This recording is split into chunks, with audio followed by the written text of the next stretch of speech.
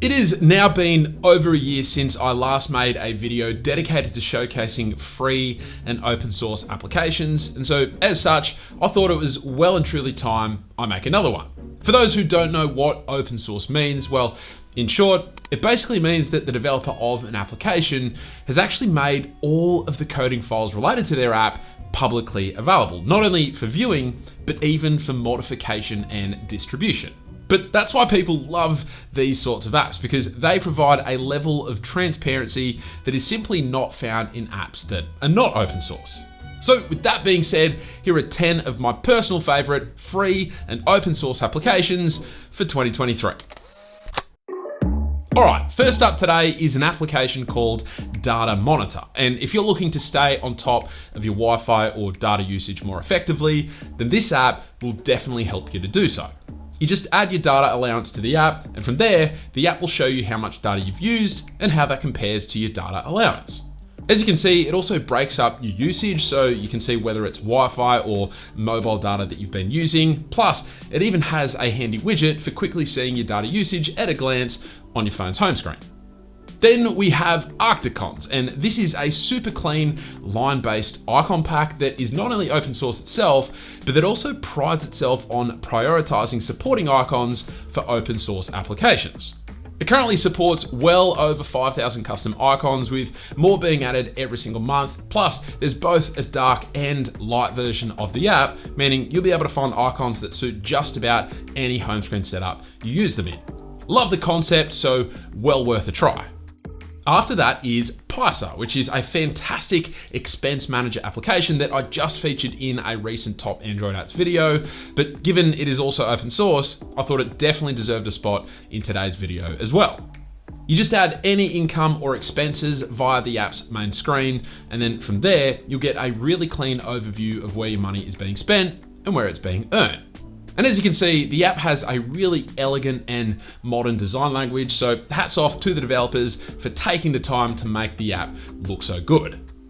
All right, next up is FlashDIMM, and this is an app that in 2023 seems odd that we'd still need, but alas, for a lot of phones, we do. For a bit of context, up until Android 13, there was actually no system level support for changing the intensity of your phone's flashlight. Yes, you could do it on some skinned versions of Android like One UI, but not on devices running AOSP or close to AOSP based ROMs. But with the release of Android 13, Google finally added system level support for this feature. But oddly enough, it seemed as though they forgot to add a user facing way to actually control it. And so FlashDIMM is an app that gives you that exact control. You get a few preset levels on the side here, as well as a full-on slider that gives you granular control over how bright or dim your flashlight is. And there's also support for a quick settings tile that can be linked to a set level, which is really convenient. Then we have Taskbar, and this is a really great open source app that might just change the way you use your phone. With the app installed and enabled, you'll get this little toggle on the bottom of your display, which when tapped will open up a taskbar. And on this taskbar, you'll find a scrollable list of recently used apps. Plus, you can also tap this icon to open up a complete list of your applications, similar to an app drawer. Then, if you long press this icon and tap on settings, you can then customize virtually every aspect of this taskbar, including which icon pack to use, which apps to show on the scrollable list or in the app drawer, as well as what the taskbar even looks like. A fantastic concept with huge potential. After that is OpenPods, a really simple app that is great for anyone who uses AirPods as well as an Android phone.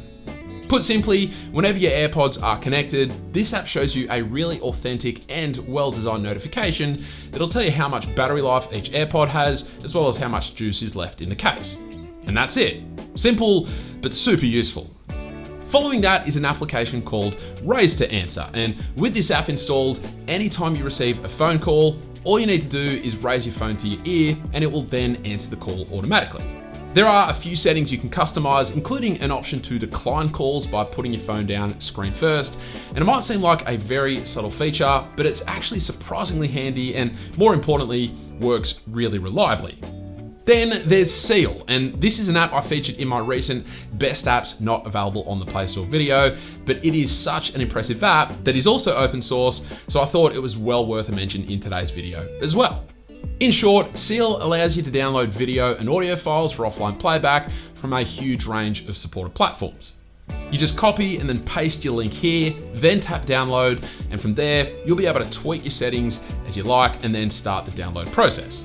That'll then open up this page here, which will present you with the various formats that are actually available for your selected content. And from there, you tap download to officially start the download process. After that, you can simply tap to view your downloaded file or view any previously downloaded files. But aside from the fact that the app works way better than any other app or service I've ever used that offers a similar functionality, it also just looks super clean at the same time. Second to last today is ViMusic, and this is a really cool modded version of the YouTube Music app, which is open source. So in short, ViMusic acts as a client to YouTube Music, which basically means you get access to almost the entire library of YouTube Music songs without ever needing an account. You just search for the song you want to listen to, tap to start playing it, and there you go. You can then add your selected song to a playlist or even start a radio from the selected song. Plus, like a lot of the apps featured in this video, ViMusic has a really clean UI and design. See, not all open source apps look like they were made back in 2014. And so finally today we have Nearby Sharing, a really exciting, fairly new application that aims to provide you with a much more seamless method of transferring files between Windows and Android devices. And it does this by cleverly taking advantage of Windows' built-in Nearby Sharing functionality. With the app installed, you just find the file you want to share on your phone, tap the system share icon, and then tap on Share File. And almost immediately, you'll see your Windows device show up, and after tapping it, your chosen file will be transferred to your computer almost instantly. The developer is still working on a way to reliably receive files from your Windows computer, but I haven't managed to get it to work just yet, so hopefully we'll see that fully supported in the future. But that's it, 10 of the best free and open source applications available right here in 2023. If you yourself have any other recommendations for free and open source apps that you love using, then definitely let everyone know down in the comments below. But aside from that, hopefully you enjoyed the video. Thank you all very much for watching, and I will catch you later.